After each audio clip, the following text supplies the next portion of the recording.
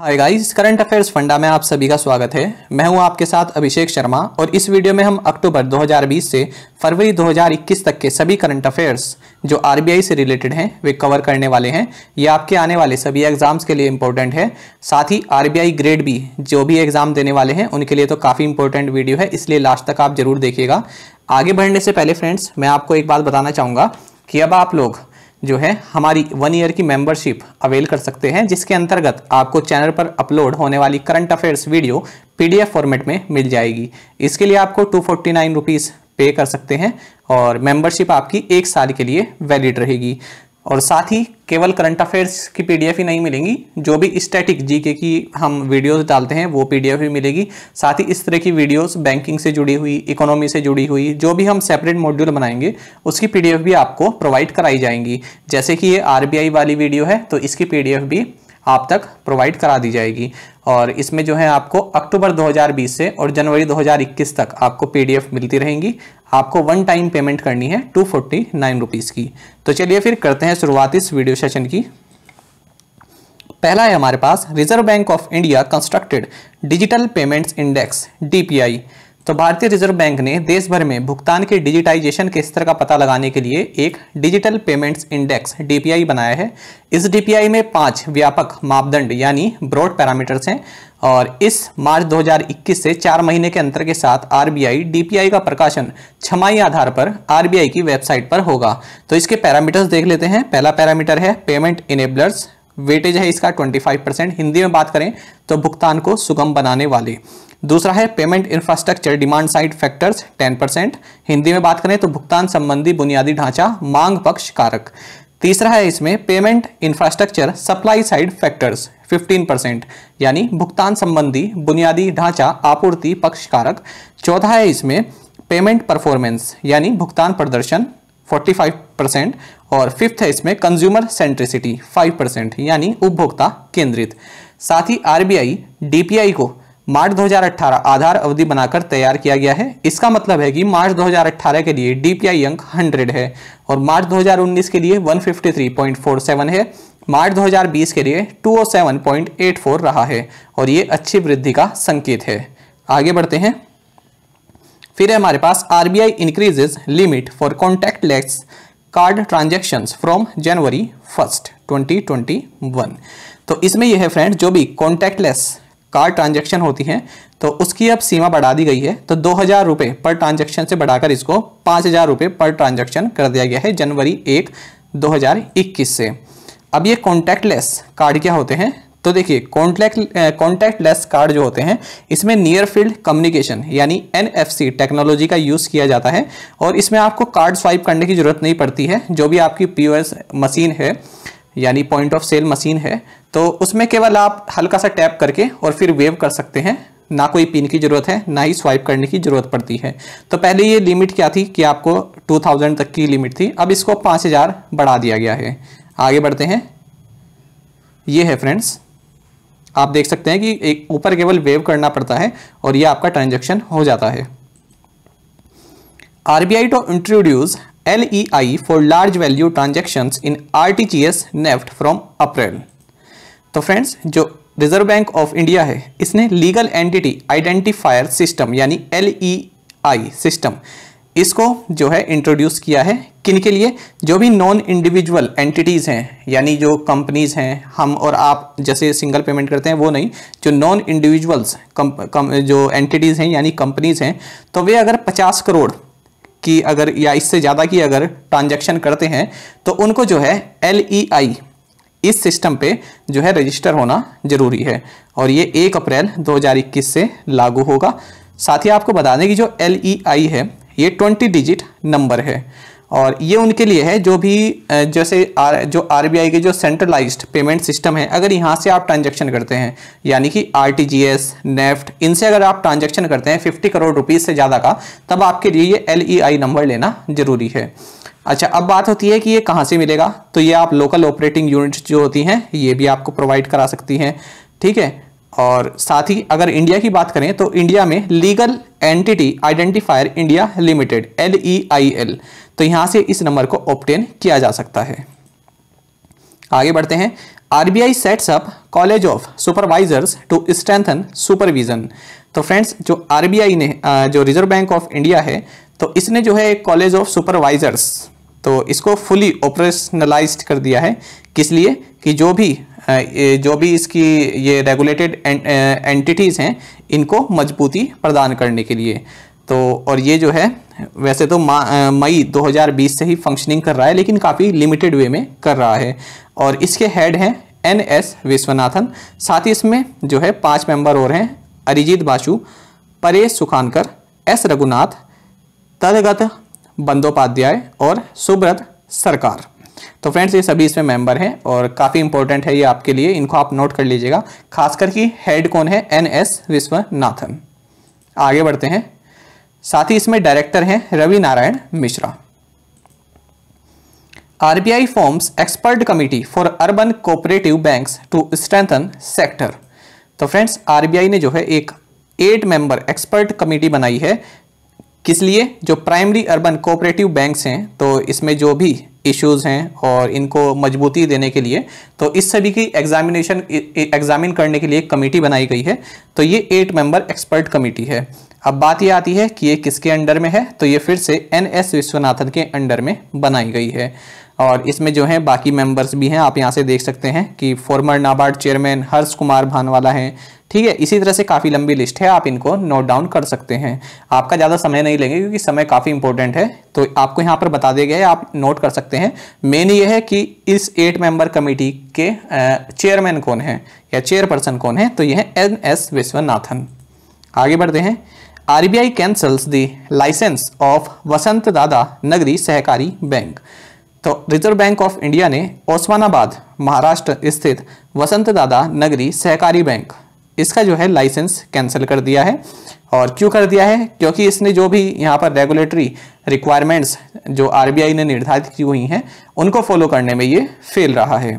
साथ ही आपको ये भी बता दें कि अब इसको जो भी बैंकिंग बिजनेस करने से बिल्कुल बैन कर दिया गया है। और ये जो किसके तहत किया गया है, तो बैंकिंग रेगुलेशन एक्ट 1949 की सेक्शन 56 और इसकी भी जो सेक्शन 5 भी है उसको अगर सेक्शन 56 के साथ पढ़ा जाए तो इसके अंतर्गत इसको बैन किया गया है। तो इस तरह की सेक्शन भी पूछ ली जाती है कि किस सेक्शन के तहत बैन किया गया है, तो section 56 banking regulation act 1949। Ban नहीं, कैंसिल आप कहेंगे, यहाँ पर कैंसिल कर दिया गया इनका licence. RBI cancels licence of Subhadra local area bank. तो एक और ये बैंक है, ये भी आपका महाराष्ट्र बेस्ड बैंक है, कोल्हापुर में है ये बैंक। और इसको जो है किसके तहत किया गया है, बैंकिंग रेगुलेशन एक्ट 1949 सेक्शन 224 के तहत इसको जो है कैंसिल कर दिया गया है इसका licence.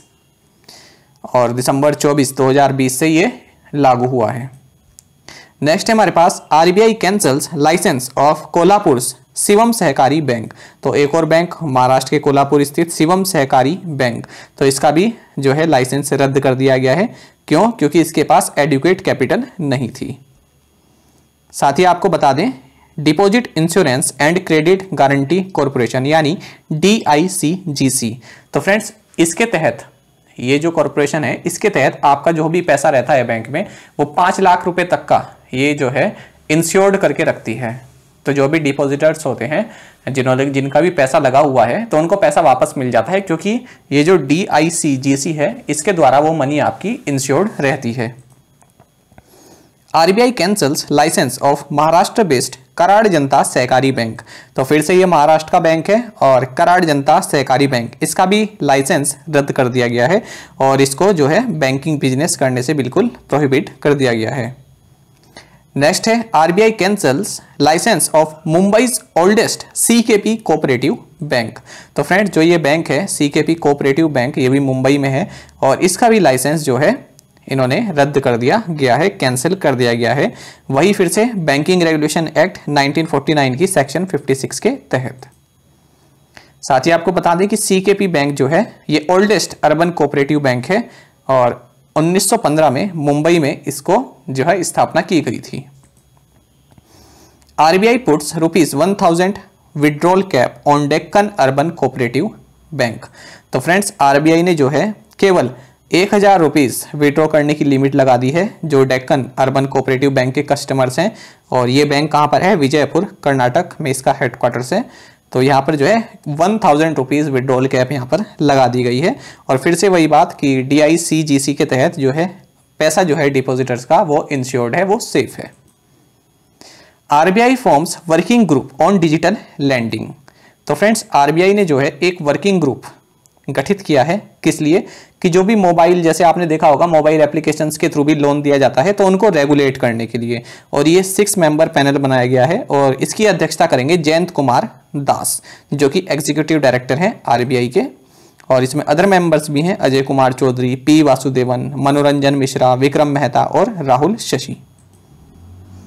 SBI, ICICI bank, HDFC bank remain systemically important banks.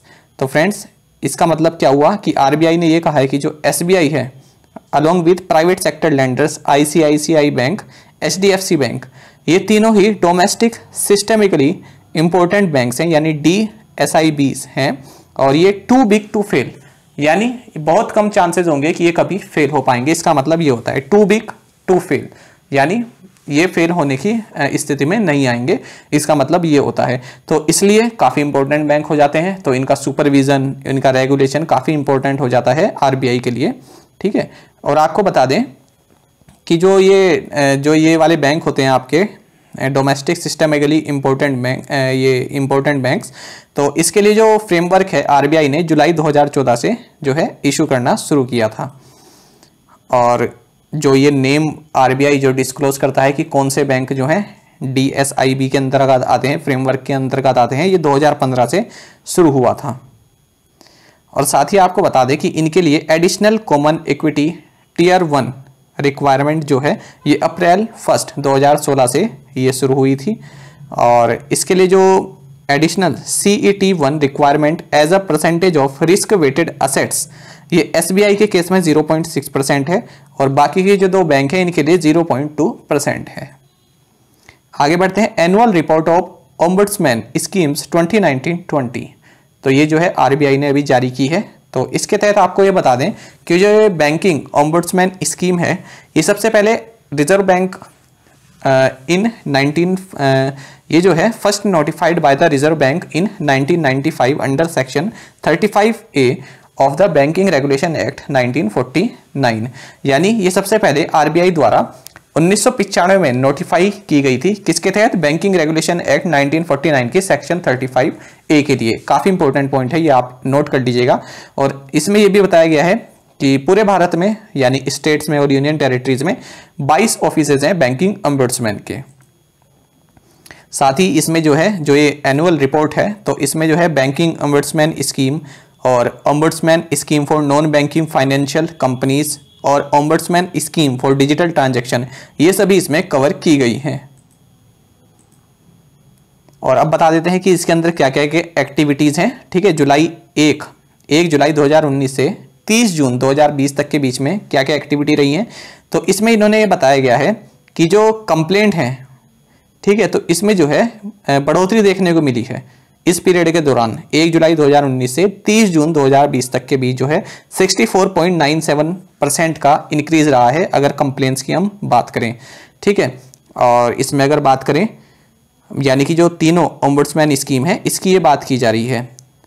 और इसमें अगर हम और इम्पोर्टेंट अगर बातें हम देखें तो इसमें बताया गया है कि इलेक्ट्रॉनिकली जो हमें वो मिली है, कंप्लेन मिली है, जो इनका ऑनलाइन पोर्टल है या फिर ईमेल है, तो इसके तहत जो है 86.19% कंप्लेंट जो है हमको इलेक्ट्रॉनिकली मिली है। और साथ ही इन्होंने ये भी बताया कि despite surge in receipt of complaints disposal rate of more than 92% was achieved, यानी जिन समस्याओं का समाधान कर दिया गया है वो रेट 92% रहा है, ठीक है। तो काफ़ी अच्छा है। और साथ ही RBI ने ये भी बताया कि 72.27% जो कंप्लेंट्स हैं हमने उनको मेडिएशन के थ्रू समझा दिया गया है, उनको सॉल्व कर दिया गया है, यानी जो कर लेते हैं ना मेडिएशन कर लेते हैं, ठीक है, उसके तहत जो है इन्होंने सुलझा दिया गया है, समझौता जिसको कहते हैं। साथ ही इन्होंने बताया कि major grounds of complaints at जो ओम्बुड्समैन स्कीम है इसके तहत जो मेजर कंप्लेंट्स आई हैं ये एटीएम डेबिट कार्ड से जुड़ी हुई आई हैं, मोबाइल इलेक्ट्रॉनिक बैंकिंग के तहत आई हैं और non observance of fair practices code के तहत आई गई हैं। और मेजर ग्राउंड्स क्या क्या रहे हैं जो कि जो ये ओम्बुड्समैन स्कीम एनबीएफसी के लिए है, तो इसमें मेजर कंप्लेंट्स क्या क्या आई हैं, non observance of regulatory guidelines, lack of transparency in contract loan agreement, levy of charges without notice. तो इस तरह की सभी जो है कंप्लेन रिसीव की गई है एनबीएफसी के केस में। आगे बढ़ते हैं, RBI holds HDFC bank from issuing new credit cards. तो friends reserve bank of India ने एचडीएफसी को कहा है कि आप नए क्रेडिट कार्ड जो है अभी इशू नहीं करेंगे। और साथ ही इसने और क्या क्या कहा है, तो देखिए डिजिटल 2.0 ये एक प्रोग्राम है एचडीएफसी का, तो इसको भी अभी सस्पेंड करने के लिए कह दिया गया है आरबीआई द्वारा। साथ ही इन्होंने ये भी कहा है कि आप न्यू क्रेडिट कार्ड कस्टमर्स की सोर्सिंग अभी रोकेंगे और जो भी आपके यहाँ पर लैप्सेज हुई हैं, जो भी गलतियाँ हुई हैं, जो भी आउटेज हुआ है, ठीक है, तो इसको आप एक बार इसमें लुक इनटू करेंगे, इसको देखेंगे। RTGS becomes available 24/7 from December 14, 2020। तो फ्रेंड्स 14 दिसंबर 2020 से जो है RTGS की सुविधा यानी रियल टाइम ग्रोस सेटलमेंट की सुविधा ये जो है 24/7 अब प्रोवाइड कराई जा रही है, यानी राउंड द क्लॉक, ठीक है, 24 घंटे 7 दिन। इसका मतलब राउंड द क्लॉक का मतलब यही होता है। और इससे पहले जो है आपको ये सुविधा सुबह के 7 से और शाम के 6 बजे तक हो सकती थी और सेकंड सैटरडे और फोर्थ सैटरडे को ये सेवा बिल्कुल भी अवेलेबल नहीं रहती थी। लेकिन अब आप जो है 7 दिन 24 घंटे इसको यूज़ कर सकते हैं RTGS को। इसमें मिनिमम अमाउंट जो है आप जो है ये 2 लाख रुपीज़ होती है और अपर सीलिंग कुछ नहीं होती है, यानी मैक्सिमम सीलिंग कुछ नहीं होती है। और जो RTGS है ये जो है मार्च 26, 2004 से शुरू हुआ था, ठीक है, इसका ऑपरेशन लाइज जो है ये 26 मार्च 2004 से शुरू हुआ था। आगे बढ़ते हैं और आपको ये भी जान लेना चाहिए कि जो RTGS है ये ISO 20022 इस फॉर्मेट को फॉलो करता है। नेक्स्ट है RBI to set up automated bank note processing centre in Jaipur. तो friends reserve bank of India जो है ये automated bank note processing centre ये जयपुर में जो है अब सेटअप करेगा। तो इसमें क्या होगा, जो भी करेंसी नोट्स हैं उनकी स्टोरेज, डिस्पैच, ठीक है, ये सभी कार्य यहाँ पर किए जाएंगे। नेक्स्ट है RBI x tends restriction on PMC bank till 31 मार्च 2021। तो रिजर्व बैंक ऑफ इंडिया ने जो है इसमें रिस्ट्रिक्शंस तो पहले से चली आ रही हैं, तो अब उनको 31 मार्च 2021 तक एक्सटेंड कर दिया गया है। PMC यानी Punjab and Maharashtra corporation bank. आपको बता दें कि सितंबर 2019 में जो है RBI ने PMC बैंक बोर्ड को अपने हाथों में ले लिया था, ठीक है। अच्छा, इन्होंने क्या किया, यहाँ पर जो इनका लोन था, ठीक है, तो उस टोटल लोन में से जो सबसे ज़्यादा पार्ट इन्होंने दिया वो एक रियल एस्टेट फर्म है HDIL। तो इसको इन्होंने जो है 70% लोन, मान लीजिए जो इन्होंने 100% अगर लोन दिया है तो उसमें 70% लोन जो है इन्होंने HDIL को लिया है, जो कि रूल्स एंड रेगुलेशंस के अगेंस्ट है। तो इसीलिए जो है इस पर यहाँ पर इसका ऑपरेशन सस्पेंड कर दिया गया था और इस पर रिस्ट्रिक्शंस लगा दी गई थी। इसके जो प्रोमोटर्स हैं उनको भी सजा हो चुकी है। RBI allows Uday Kotak's reappointment as Kotak bank CEO and MD। तो friends reserve bank of India ने जो है उदय कोटक को कोटक महिंद्रा बैंक के MD एंड CEO बनने के लिए जो है अप्रूव कर दिया है और ये अपॉइंटमेंट 3 साल के लिए रहेगी। साथ ही इसमें जो आपको ये भी जानना चाहिए कि प्रकाश आप्टे इनको पार्ट टाइम चेयरमैन जो है बना दिया गया है और दीपक गुप्ता इनको जो है MD बना दिया गया है 3 साल के लिए, जॉइंट MD इनको बनाया गया है। RBI governor Shaktikanta Das chaired SAARC finance governors group. तो friends reserve bank of India के जो गवर्नर हैं शक्तिकांत दास, तो इन्होंने 40वीं मीटिंग किसकी, सार्क फाइनेंस गवर्नर्स ग्रुप की, इसको इनॉग्रेट किया और इसकी अध्यक्षता भी की है। तो ये आपको जानना चाहिए, काफ़ी इंपॉर्टेंट करंट अफेयर्स है ये आपके लिए। साथ ही आपको ये भी बता दें कि जो ये सार्क फाइनेंस है तो ये क्या है, जैसा कि नाम से ही पता चल रहा है कि जो भी सार्क कंट्रीज के जो सेंट्रल बैंक गवर्नर्स हैं और फाइनेंस सेक्रेटरीज हैं इनका एक फोरम है, इनका एक नेटवर्क है। और इसको किस किस ने अटेंड किया, तो यहाँ पर जो भी यहाँ के जो सेंट्रल बैंक हैं और उनके जो गवर्नर हैं उनके द्वारा यहाँ पर अटेंड किया गया है, ये लिस्ट दी गई है। हालांकि इतनी इंपॉर्टेंट नहीं है, ये आपको केवल बताया गया है। आगे बढ़ते हैं, रिजर्व बैंक इनोवेशन हब। तो फ्रेंड्स रिजर्व बैंक ने जो है एक इनोवेशन हब सेटअप किया है और इसको जो है गवर्निंग काउंसिल जीसी द्वारा जो है मैनेज किया जाएगा और इस गवर्निंग काउंसिल को चेयरपर्सन जो है ये लीड करेंगे। तो कौन बनाए गए हैं इस रिजर्व बैंक इनोवेशन हब के जो चेयरपर्सन कौन बनाए गए हैं, ये है सेनापति क्रिस गोपाला कृष्णन और ये फर्स्ट चेयरपर्सन है इस रिजर्व बैंक इनोवेशन हब के। और ये सभी हैं जो इसमें पोजीशन है। तो अभी सीईओ भी अपॉइंट किए जाने हैं, बाकी आप देख सकते हैं जो भी इसमें मेंबर्स हैं। नेक्स्ट है government appoints new deputy governor of RBI. तो सेंट्रल गवर्नमेंट ने एम राजेश्वर राव को नया deputy governor reserve bank of India में अपॉइंट किया है और ये वैकेंसी जो है विश्वनाथन जी जो है इन्होंने रिजाइन कर दिया था, तो उसके बाद ये वैकेंसी जो है खाली थी और अब यहाँ पर एम राजेश्वर राव को अपॉइंट कर दिया गया है। साथ ही आपको ये जान लेना चाहिए कि पूरा क्या क्या सिस्टम है।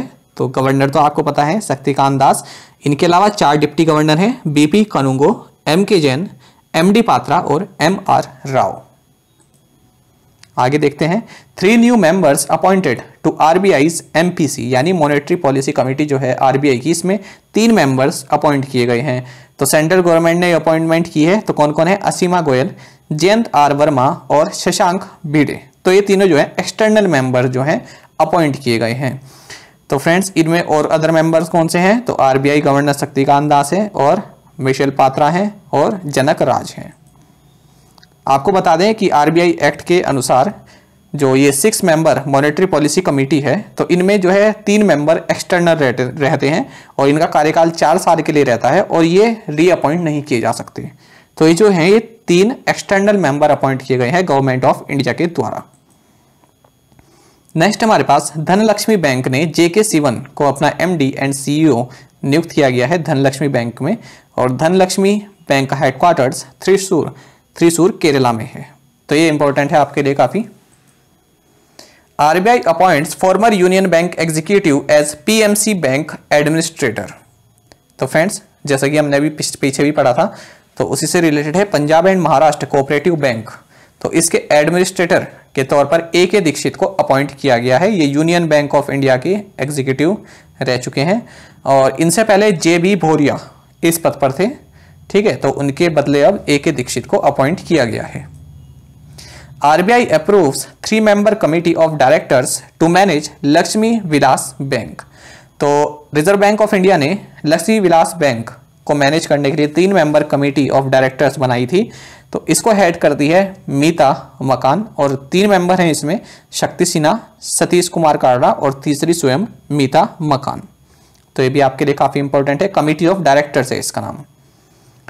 नेक्स्ट है आपके पास कोविड-19 Kamath committee identifies 26 sectors for loan restructuring.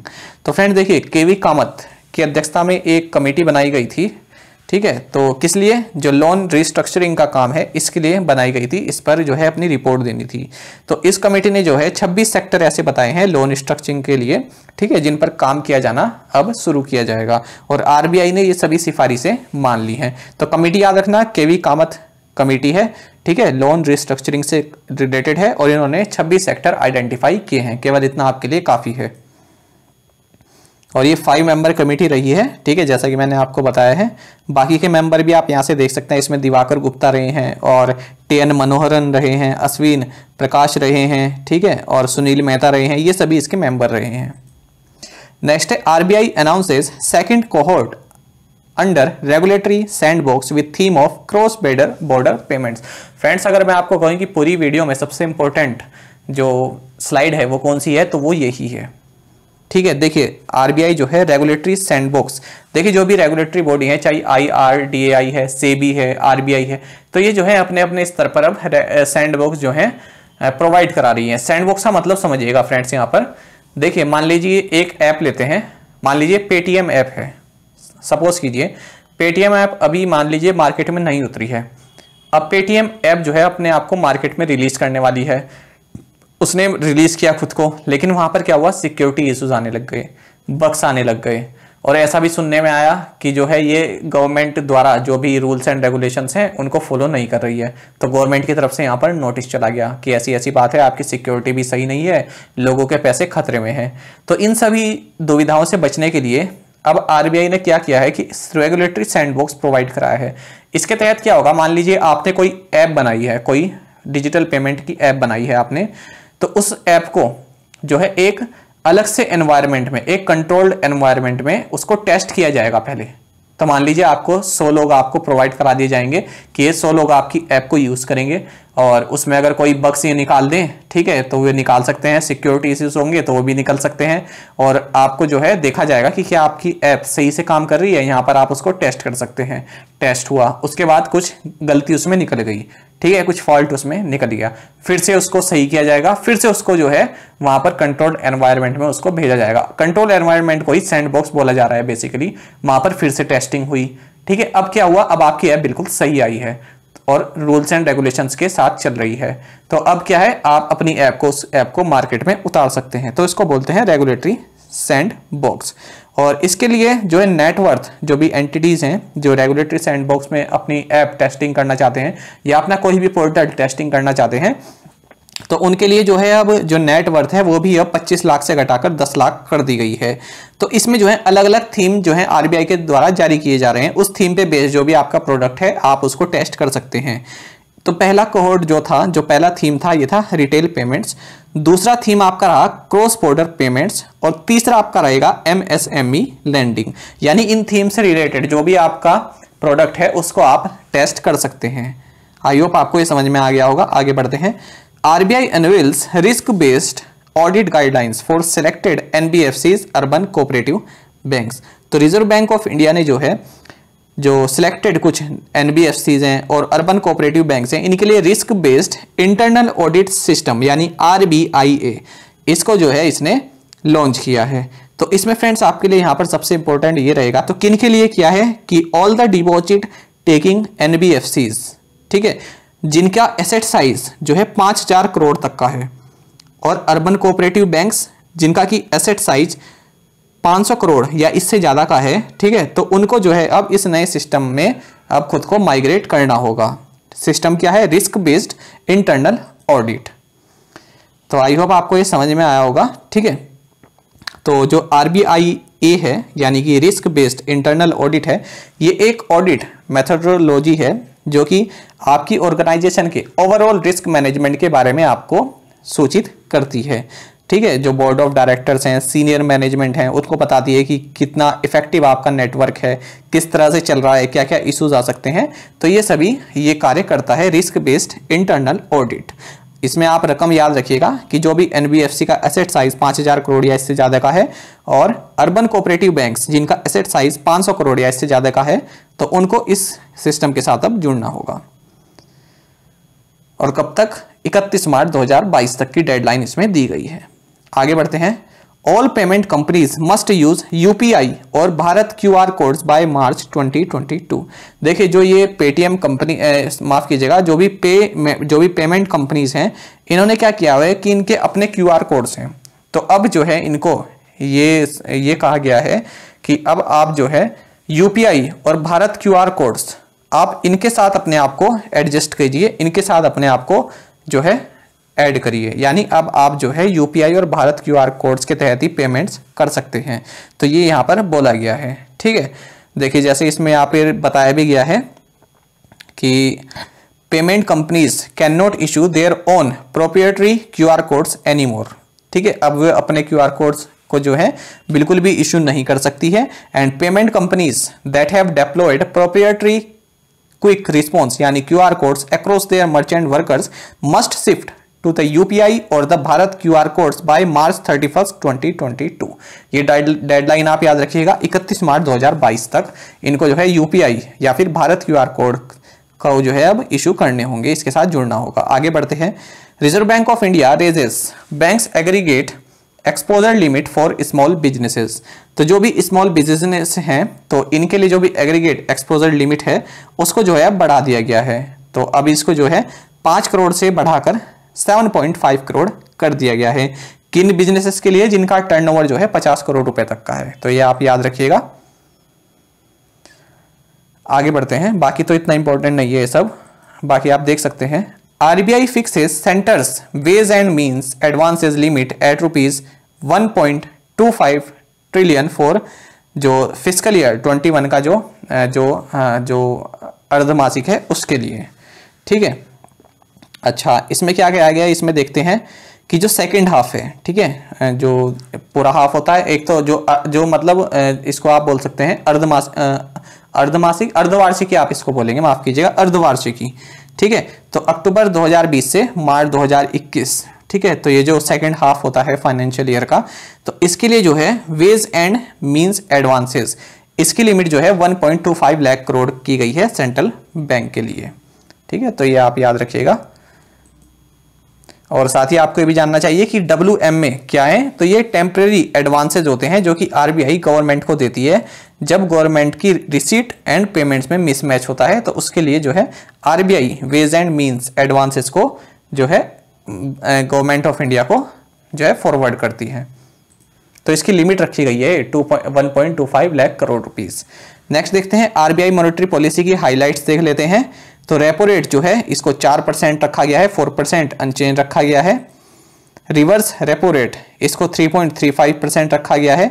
CPI projection इसको जो है जो फोर्थ क्वार्टर फिस्कल ईयर 21 का है इसको 5.2% रिवाइज किया गया है। CPI इन्फ्लेशन ये 5 to 5.2% रखी गई है।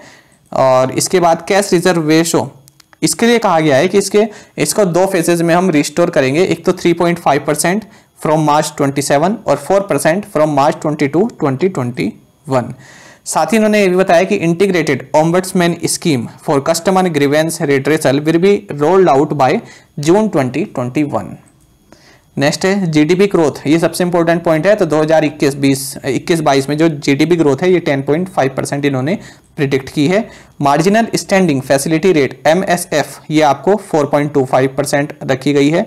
बैंक रेट 4.25%, CRR 3% यानी cash reserve ratio, statutory liquidity ratio SLR ये 18%, और MPC जो है अपना एकोमोडेटिव स्टैंस इसको इसने रख के चला है। अब इसका मतलब क्या हुआ, एकोमोडेटेड स्टैंस, इसका मतलब ये होता है फ्रेंड्स कि अगर आगे जरूरत पड़ी तो RBI जो है वो रेट कट कर सकता है। किस लिए, to inject money in financial जो सिस्टम है, फाइनेंस सिस्टम में मनी इंजेक्ट करने के लिए, यानी मनी जो है उसमें लिक्विडिटी बढ़ाने के लिए, उसमें मनी इंजेक्ट करने के लिए जो है रेट कट कर सकता है।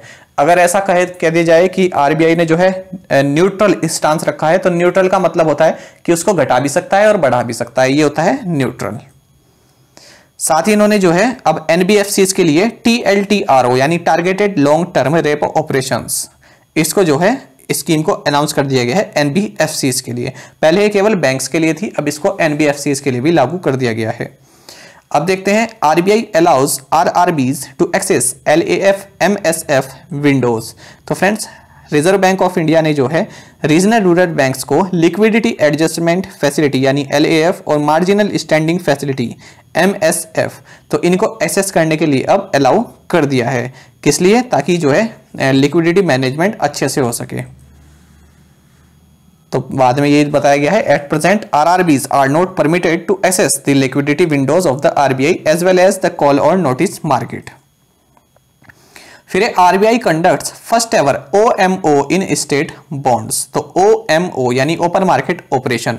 तो friends reserve bank of India ने पहली बार स्टेट डेवलपमेंट लोन्स में फर्स्ट ओपन मार्केट ऑपरेशन किया है और इसने 10,000 करोड़ की सिक्योरिटीज इस स्कीम के तहत खरीदी है। तो जो स्टेट डेवलपमेंट लोन्स हैं इन्होंने 15,475 करोड़ रुपए के बॉन्ड जो ऑफर किए, तो उनके अगेंस्ट जो है ओपन मार्केट ऑपरेशन जिसका साइज है 10,000 करोड़, ये RBI ने जो है बाय किया है। बाकी आप ये भी देख सकते हैं separately the RBI announced ₹20,000 crore of OMO purchase of central government bonds. तो आई होप फ्रेंड्स ये सभी आपको ये वीडियो आपके लिए काफ़ी हेल्पफुल रही होगी और आपने नोट्स भी बनाए होंगे। अगर आप हमारी 1 ईयर मेंबरशिप लेते हैं तो इसकी PDF भी आपको प्रोवाइड करा दी जाएगी। और साथ में फ्रेंड्स आप सभी करंट अफेयर्स फंडा को टेलीग्राम पर भी ज्वाइन कर सकते हैं। यहाँ पर रेगुलर वीडियो अपडेट्स और करंट क्विजेस हम आप सभी के लिए डालते हैं। साथ ही डिस्कशन ग्रुप में आप किसी भी क्वेश्चन का सोल्यूशन पा सकते हैं। दोस्तों यहाँ पर करंट अफेयर्स की प्लेलिस्ट दी गई है, इसको जरूर देखें और अपने दोस्तों के साथ व्हाट्सएप एंड टेलीग्राम पर शेयर करें, लाइक करें और कमेंट करके जरूर बताइएगा कि ये वीडियो आपको कैसी लगी। Thank you guys.